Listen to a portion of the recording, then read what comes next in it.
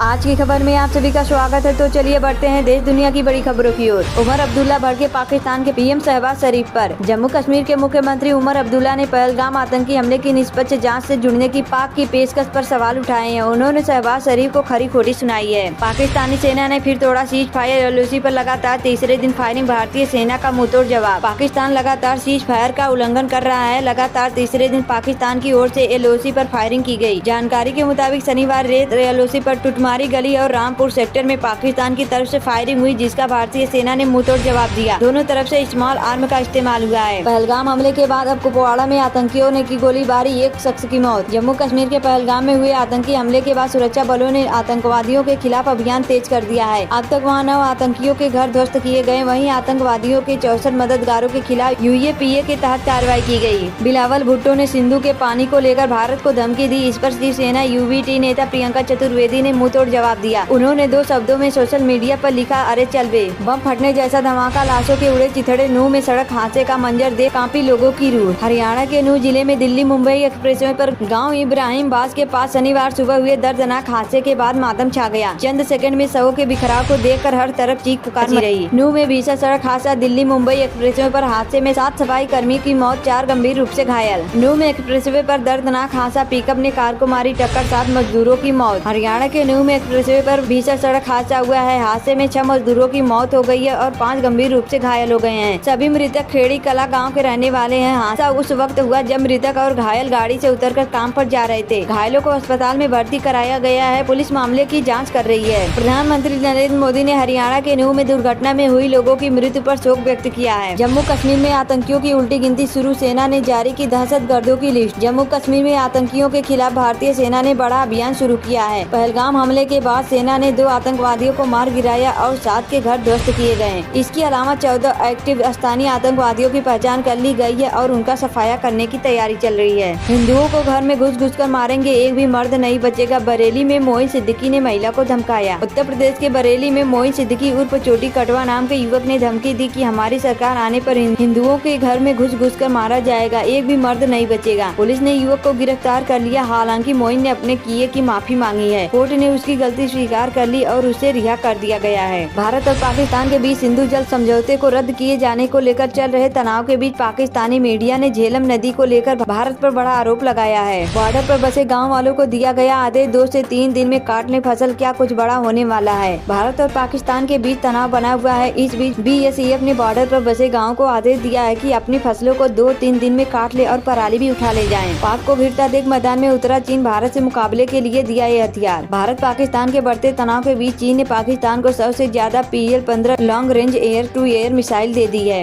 आतंकियों पर कड़ा प्रहार। पहलगाम अटैक के बाद सुरक्षा बलों का एक्शन। अनंतनाग में 175 लोग हिरासत में। सुरक्षा को और बढ़ाने, संदिग्ध गतिविधियों पर नजर रखने और सार्वजनिक सुरक्षा सुनिश्चित करने के लिए संवेदनशील जिलों में अतिरिक्त मोबाइल व्हीकल चेक पोस्ट स्थापित किए गए हैं और जनता से सहयोग की अपील की गई है और नागरिकों को सलाह दी गई है कि वे किसी भी संदिग्ध गतिविधि की सूचना अपने निकटतम पुलिस स्टेशन में दें। अब पुतिन पर भड़के डोनाल्ड ट्रंप प्रतिबंध लगाने की दी धमकी। जानिए रूस यूक्रेन युद्ध को लेकर और क्या बोले। ट्रंप ने यूक्रेन पर रूस के हालिया मिसाइल हमले के बाद मॉस्को के खिलाफ प्रतिबंध लगाने का संकेत दिया और सवाल किया कि क्या पुतिन युद्ध रोकना चाहते हैं। पाकिस्तान का एक फैसला और भारत की इस नंबर 1 कंपनी के डूबे 8,000 करोड़। पहलगाम घटना के बाद भारत की सरकार ने कुछ अहम कदम उठाए हैं, जिसमें सिंधु जल संधि को खत्म करना शामिल है। जिसके बाद पाकिस्तान ने भारत के एयर स्पेस को बंद कर दिया है, जो कि भारत के खिलाफ बड़ा कदम बताया जा रहा है। जानकारी के अनुसार इससे अमेरिका और यूरोप जाने वाली फ्लाइट का समय 2 से 3 घंटे तक बढ़ सकता है। जम्मू कश्मीर पुलिस की बड़ी कार्रवाई। 64 आतंकवादियों के घरों पर मारी रेड। आपको चुकानी होगी बड़ी कीमत। बिलावल भुट्टो को बीजेपी ने सुनाई खरी खोटी, कहा वे हताश में हैं। पाकिस्तान पर सर्जिकल स्ट्राइक से भी बड़ी कार्रवाई होगी। केंद्रीय मंत्री बोले संभलने का मौका नहीं मिलेगा। गया में केंद्रीय मंत्री जीतन राम मांझी ने सिंगरा स्थान में बाबू वीर कुंवर सिंह के विजय उत्सव में भाग लिया। उन्होंने वीर कुंवर सिंह की वीरता का वर्णन किया और लोगों को उनसे प्रेरणा लेने को कहा।